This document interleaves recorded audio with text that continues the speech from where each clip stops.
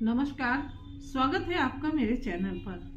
देखिए, डिवोर्स ही एक तरीका नहीं होता है शादी को खत्म करने का। कुछ और भी लीगल तरीके हैं जिनसे जरा से एफर्ट करने से और जरा सी इन्वेस्टिगेशन से आप बहुत ही आसानी से कम समय में छुटकारा पा सकते हैं।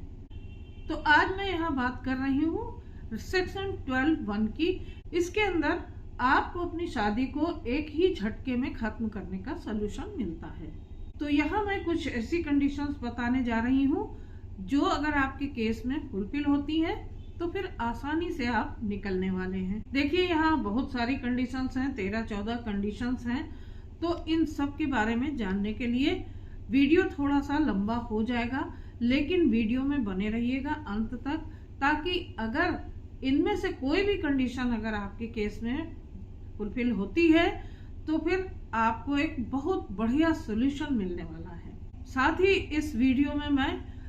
हिंदू मैरिज एक्ट के सेक्शन 12 के अलावा भी कुछ रेमेडीज आपको बताऊंगी। तो वीडियो शुरू करने से पहले आपसे रिक्वेस्ट है कि अगर अभी तक आपने मेरे चैनल को सब्सक्राइब नहीं किया है तो प्लीज सब्सक्राइब कर लीजिए और बेल आइकन को प्रेस करना बिल्कुल मत भूलिएगा,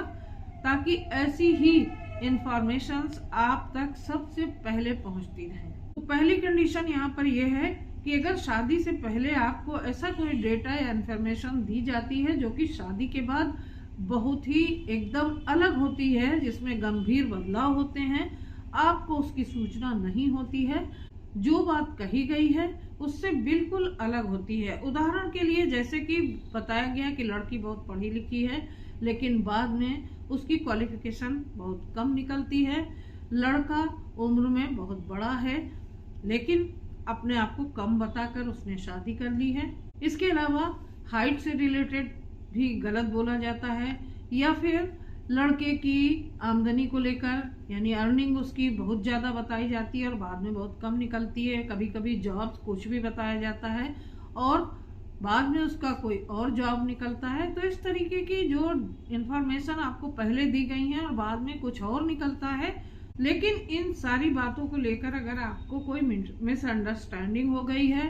बताने से ये छूट गई हैं ये बातें, आपस में जब बातचीत हो रही थी शादी की तब ये बातें छूट गई, या फिर आप कंफ्यूज हो गए, तो ऐसी स्थिति में अगर किसी दूसरे से ये कंफर्म होता है तो फिर आप इसका दावा नहीं कर सकते। लेकिन अगर इस तरीके से छुपाकर शादी की गई है, बाद में आपको मालूम होता है, तो सेक्शन 12 के अंतर्गत आप इसका एनलमेंट करवा सकते हैं, यानी कि शादी जो है वो एनल हो जाएगी, नल एंड वाइड हो जाएगी। दूसरा पॉइंट यहाँ पर आता है कि जबरदस्ती आपकी शादी की गई है, आपको डरा धमकाकर मंडप में बैठा दिया गया है कि आपको शादी करनी पड़ेगी, आपको कहीं उठाकर ले गए, आपके माँ बाप पर दबाव बना दिया और शादी कर ली, या फिर आपके ऊपर जबरदस्ती प्रेशर बनाकर किसी बात का शादी कर दी गई है। और आजकल तो ये देखने को मिलता है कि बहुत से लड़के और लड़कियां एक दूसरे पर कानूनी पेचीदगियों में फंसाकर शादी कर लिया करते हैं। लड़कियां 376 का केस डालने की धमकी देती हैं और उसके बाद शादी कर लिया करती हैं। लड़के अक्सर क्या करते हैं, आजकल ये वाले केसेस बहुत ज्यादा हो रहे हैं कि लड़के बोलते हैं कि तुम्हारे कुछ फोटोग्राफ्स ऐसे हैं मेरे पास कि मैं अगर उनको वायरल कर दूंगा तो तुम कहीं मुंह दिखाने लायक नहीं बचोगी, और इस शर्त पर कि मैं उनको वायरल तब नहीं करूंगा जब तुम मेरे साथ शादी करोगी। तो इस तरीके की भी कंडीशंस होती हैं। कुछ ऐसी कानूनी पेचीदगियां हैं जिसमें फंसाकर लड़के लड़कियां एक दूसरे से मैरिज करने के लिए कंपेल करते हैं, यानी विवश कर देते हैं अपने साथी को कि वो उनसे शादी करे। और ये विवाह भी नल एंड वाइड हो सकता है, बशर्ते कि लड़का या लड़की जिसके साथ ये फ्रॉड हुआ है वो उसको साबित कर दे। तीसरा पॉइंट यहाँ पर ये है कि पहले से शादीशुदा व्यक्ति शादी कर लेता है, लड़का शादी से पहले ये बात छुपाता है कि वो शादीशुदा है, तो ये बात दोनों स्थितियों में बहुत ही गंभीर परिणामों को जन्म देती है। या तो वो बाइगेमी का शिकार है, यानी कि उसने बिना पहली पत्नी को तलाक दिए दूसरी शादी कर ली है, तो ऐसे में भी ये जो दूसरी शादी की है वो नल एंड वाइड हो जाएगी, क्योंकि वो शादी मानी ही नहीं जाएगी। और दूसरी यहाँ पर एक कंडीशन और होती है कि कोई तलाकशुदा व्यक्ति है या तलाकशुदा महिला है जो कि शादी करने जा रही है और उसने ये बात छुपा ली है। तो ऐसे में भी जब बाद में शादी के बाद किसी और से पता चलता है कि ये तो तलाकशुदा है आपका स्पाउस और आपको शादी के पहले ये बात बताई नहीं गई है, तो जैसे कि मैंने पहली कंडीशन में बताया था कि वो डाटा और इंफॉर्मेशन आपसे छुपाए जाते हैं और उसके बाद आपसे शादी कर ली जाती है, बाद में पता चलता है तो शादी नल एंड वाइड हो जाती है। इसी तरीके से अगर तलाकशुदा व्यक्ति शादी करता है और तलाक की बात को छुपाता है तो ऐसे में आपको क्या करना है कि आपको उसकी पहली शादी का रिकॉर्ड निकलवा कर कोर्ट के सामने पेश कर देना है कि गलत इंफॉर्मेशन दी गई मुझे और इस तरीके से आपकी जो शादी होगी वो नल एंड वाइड हो जाएगी। तो इस तरीके से अगर आपसे कोई फैक्ट छुपाया गया है शादी के पहले और बाद में वो पता चलता है और आप कोर्ट के सामने साबित कर देते हैं तो फिर ऐसे में आपको फायदा मिलता है। चौथा पॉइंट ये है कि जब बाल विवाह करा दिया जाता है, बिना बताए हुए बच्चों को बड़ा बताते हैं और शादी कर देते हैं, बाद में तो वो बाल विवाह निकलता है, तो ऐसी स्थिति में पति को पति ही नहीं माना जाएगा और पत्नी को पत्नी ही नहीं माना जाएगा, क्योंकि बाल विवाह गैर कानूनी है, क्योंकि दोनों नाबालिग हैं और ये गैर कानूनी है, इसलिए अपने आप ही ये शादी नल एंड वाइड हो जाएगी। अगला पॉइंट आता है कि ब्लड रिलेशन में शादी का हो जाना, यानी कि मान लीजिए कोई दूर दराज का आपका रिश्तेदार है जिससे कभी मिलना जुलना नहीं हुआ, काफी लंबे समय से वो सब दूर रहते हैं और किसी ने रिश्ता बताया और वहां पर आपका रिश्ता हो गया, बाद में धीरे धीरे करके ये बात खुल गई कि ये तो अपने ब्लड रिलेशन में है, यानी हमारी रिश्तेदारी में है, तो ऐसी स्थिति में भी वो शादी नल एंड वाइड मानी जाएगी। अब अगली कंडीशन ये आती है कि आप में से दोनों में से कोई भी स्पाउस आजीवन कारावास या कोई जेल की सजा काट रहा है और बीच में आकर आपसे शादी कर ली है और इस बात की आपको जानकारी भी नहीं है, आपको बाद में पता चलता है कि ये तो एक अपराधी है। ज्यादातर लड़कों के केस में ऐसा हुआ है, ऐसा देखा गया है। आजकल लड़कियों के केस में भी ये देखने को मिल रहा है कि कहीं उनका केस चल रहा है, भगोड़ी है या फिर लड़के भगोड़े हैं, तो ऐसी शादी भी नल एंड वाइड मानी जाएगी और उसको साबित करना तो एकदम ही आसान है, क्योंकि केस तो कोर्ट में ही चल रहे हैं और तुरंत ही उसको साबित किया भी जा सकता है। सातवें पॉइंट में भी कुछ ऐसा ही मिलता जुलता केस है जिसमें कि बिना बताए हुए शादी की गई, बिना इंफॉर्मेशन के, और लड़के का बहुत बड़ा क्रिमिनल रिकॉर्ड रहा है। इसी तरीके का एक केस अभी रिसेंटली हुआ है कि लड़का 2-2.5 साल जेल काट कर आया था, अपने स्टेट से दूसरे स्टेट में जाकर बहुत बड़ा घोटाला भी किया था और 2-2.5 साल की सजा भी उसने भुगत ली थी जेल की। केस की तारीख में लड़का बराबर जाता रहता था, पत्नी से ये कह के जाता था कि वो टूर पर जा रहा है और एक दिन जाता था और अगले दिन लौट आता था। तो जब ये सिलसिला चलने लगा, काफी टाइम हो गया, लड़का जस्टिफाई नहीं कर पाया इस बात को सही से, अजीब तरीके का इनका टूर था, तो पत्नी को जब शक हुआ तो फिर वहां पर पता चला कि समस्या तो कुछ और ही थी। तो ऐसे में लड़का कुछ भी जस्टिफाई नहीं कर पाया और ये केस खुल गया और फिर दोनों का डिवोर्स हुआ। इसी तरीके से एक मैटर एक लड़की का था जो CS थी, कंपनी सेक्रेटरी थी, उसने गलत सिग्नेचर करके मोटे पैसे का हेर फेर किया था कंपनी में और गवर्नमेंट का कॉन्ट्रैक्ट था कहीं, उसमें भी हेर फेर सामने आया। तो वहां पर प्रवर्तन निदेशालय की तरफ से उसको नोटिस आया हुआ था और जैसे ही एनफोर्स डिपार्टमेंट जो कि फाइनेंशियल क्राइम्स को पकड़ता है, तो उसमें उसको नोटिस मिला हुआ था जिसका वो पार्ट थी। तो उस मामले में भी उन पर केस चला और इस तरीके से उस मैरिज का भी डाइवोर्स हुआ, मैरिज नल एंड वाइड हो गई। 8वां पॉइंट यहाँ पर यह है कि अगर आपकी पत्नी जब आपकी शादी हुई उस समय पर प्रेग्नेंट थी, जिसके जिम्मेदार आप बिल्कुल भी नहीं थे, क्योंकि आप दोनों तो अभी मिले ही नहीं थे और पत्नी पहले से ही प्रेग्नेंट निकली, उसकी तबीयत बिगड़ने लगी, आपने चेकअप करवाया और उसकी प्रेगनेंसी कंफर्म हो जाती है जो कि आपकी शादी के पहले की थी, तो ऐसी स्थिति में भी आप उस शादी को नल एंड वाइड करा सकते हैं। अब नेक्स्ट पॉइंट जो है उसमें यह है कि मान लीजिए आपको नशे की हालत में आपसे शादी करवाई गई, यानी कि आपको कुछ खिला दिया और नशे की हालत में वीडियो बना लिया, आपको कुछ होश ही नहीं है कि आपकी शादी हो रही है। ऐसी सूरत में भी आप तुरंत कोर्ट में जाकर ये केस फाइल कर सकते हैं कि मेरी शादी मेरे बिना होशो हवास के की गई, जबरदस्ती मुझे नशे की हालत में लाकर मेरी शादी करवा दी गई, और आप उसको प्रूव कर देते हैं। तो ऐसी स्थिति में भी आप अपनी शादी को नल एंड वाइड करा सकते हैं। अब 10वां पॉइंट अगला ये है कि अगर पति या पत्नी दोनों में से कोई नशे का आदी है, नशे का इतना आदी है,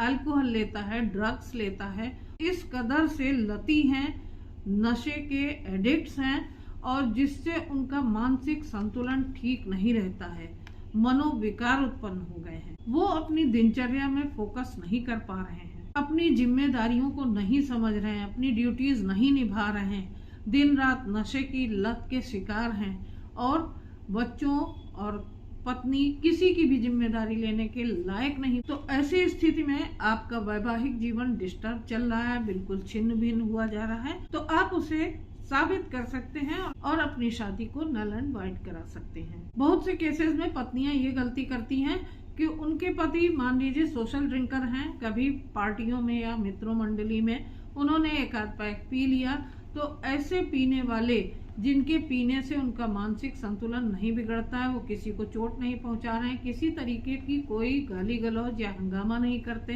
पड़ोसियों को भी परेशान नहीं कर रहे हैं, चुपचाप पीकर अपने बिस्तर में सो जाते हैं, उनकी वजह से किसी भी प्रकार की कोई गड़बड़ी नहीं उत्पन्न होती है, कोई एविल उनका बाहर निकल कर नहीं आता है, कोई समस्या नहीं उत्पन्न होती है, कोई क्राइम नहीं होता है, तो ऐसे नशे को नशा नहीं माना जाता है। नशे की हालत में जब गंभीर परिस्थितियां उत्पन्न होती हों और बार बार ये परिस्थितियां रिपीट होती हों, भारी भरकम प्रतिबंधित नशीले पदार्थों का उपयोग कर रहा हो,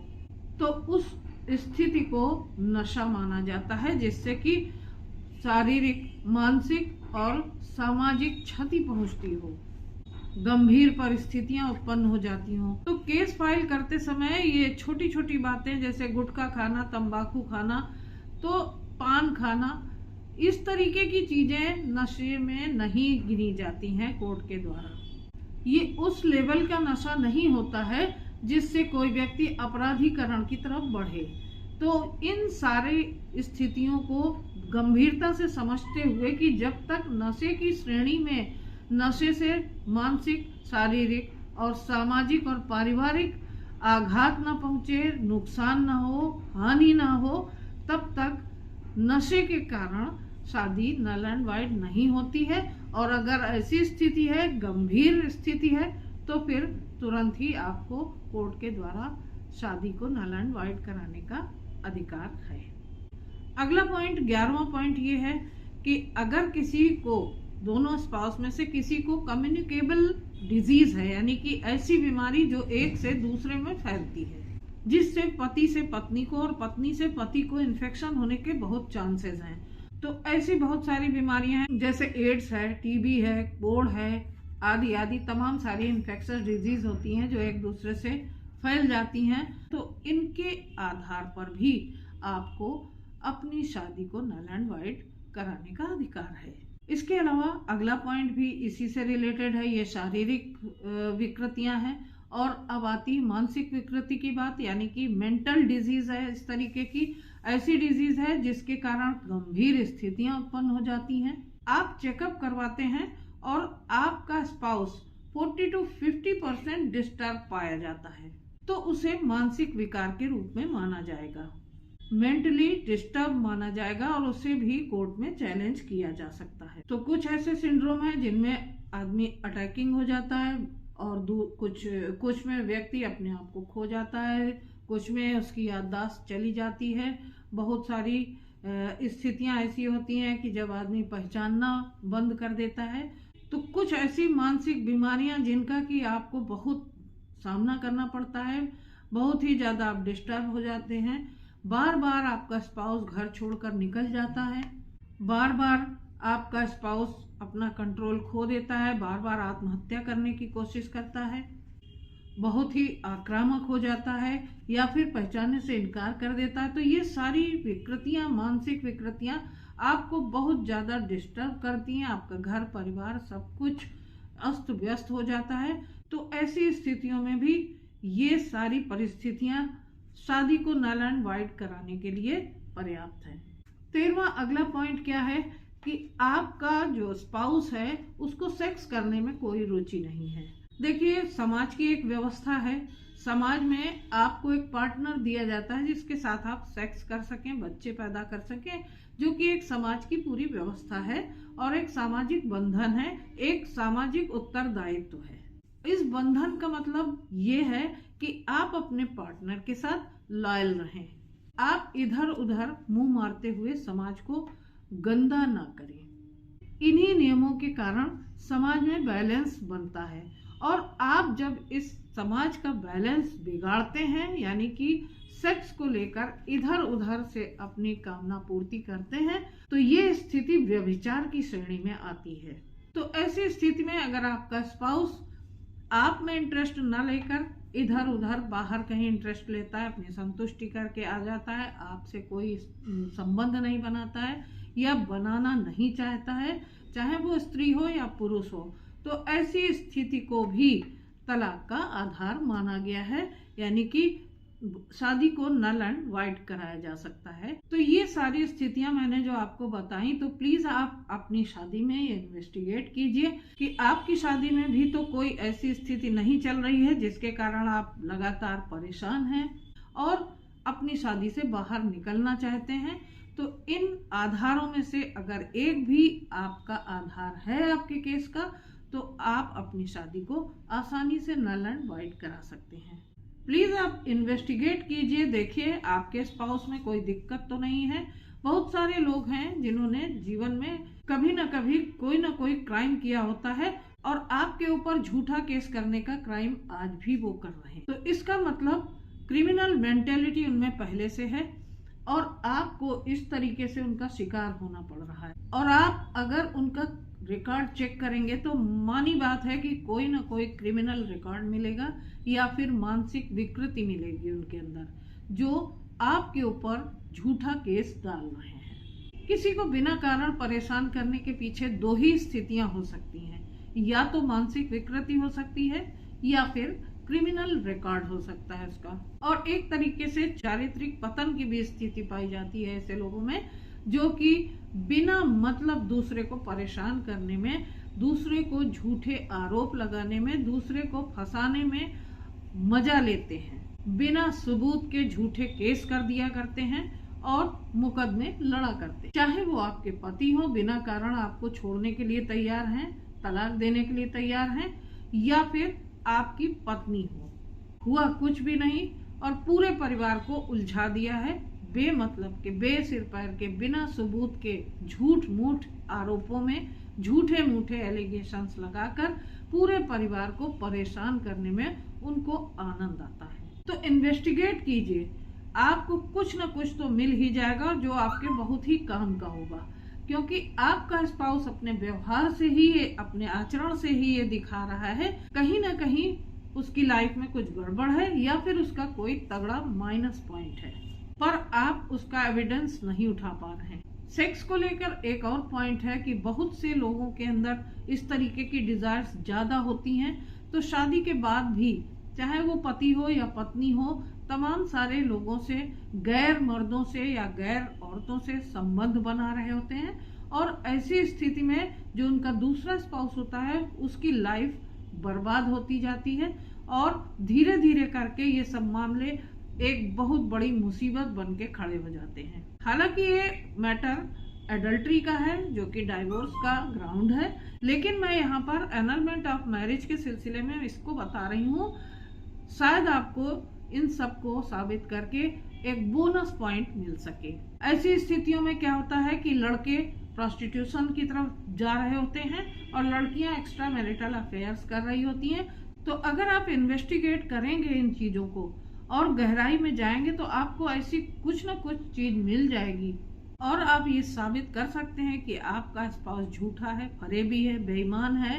बेवफा है और उसने आपको केस में जबरदस्ती उलझा कर रखा हुआ है। तो आप इस इन्वेस्टिगेशन से बहुत बड़ा बेनिफिट भी ले सकते हैं। इसके अलावा अगर आप पत्नी हैं तो भी आपके काम की बात है और अगर पति हैं तो भी आपके काम की बात है, क्योंकि अगर आप पति हैं तो आपके ऊपर जितने भी DV 498A के केस लगे हुए हैं वो सब अपने आप हट जाएंगे, क्योंकि जब शादी का एनलमेंट होता है तो ये माना जाता है कि वो आपकी पत्नी थी ही नहीं। जब वो आपकी पत्नी ही नहीं थी और उस समय उसने जो भी केसेस आपके ऊपर डाल रखे होंगे तो जो केस जिस स्टेज में होगा वहीं पर खत्म हो जाएगा। और अगर आप पत्नी हैं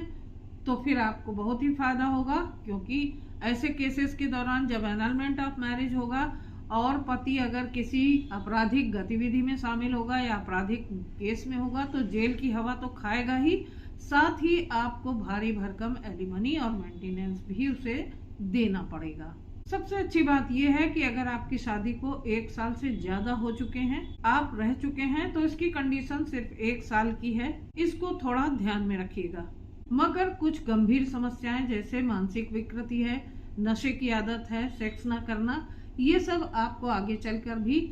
तलाक के लिए रास्ता देते हैं। तो अगर आपकी 1 साल की कंडीशन वो पूरी हो चुकी है तो आप आगे चलकर इसे डाइवोर्स में भी कन्वर्ट कर सकते हैं। तो मेरे कहने का यहाँ पर मतलब है कि अगर आप जल्दी फ्री होना चाहते हैं तो ये रास्ता डाइवोर्स से ज्यादा आसान है। अपने आप को तमाम सारे केसेस में उलझाए रखने और उसमें परेशान होने से अच्छा है कि पर्सनली आप अपने स्पाउस को इन्वेस्टिगेट करें, और अगर इन सब में से कोई भी ग्राउंड आपको मिल जाता है तो सारे के सारे केसेस एक साथ अपने आप ही खत्म हो जाएंगे और आप जल्दी से जल्दी एनलमेंट ऑफ मैरिज के थ्रू अपनी शादी से बाहर निकल आएंगे। तो आशा करती हूँ आज का वीडियो आपको पसंद आया होगा। वीडियो के बारे में आपकी क्या राय है मुझे कमेंट करके जरूर बताइएगा, और वीडियो को लाइक और शेयर करना बिल्कुल मत भूलिएगा, क्योंकि ऐसी इंफॉर्मेशन दूसरों को भी आप देते रहिए। अगर चैनल को सब्सक्राइब ना किया हो तो फटाफट से आज चैनल को सब्सक्राइब भी कर लीजिए। तो फिर मिलती हूँ अगले वीडियो में एक नई इंफॉर्मेशन के साथ, एक नए टॉपिक के साथ। तब तक के लिए अपना ख्याल रखिएगा। नमस्कार।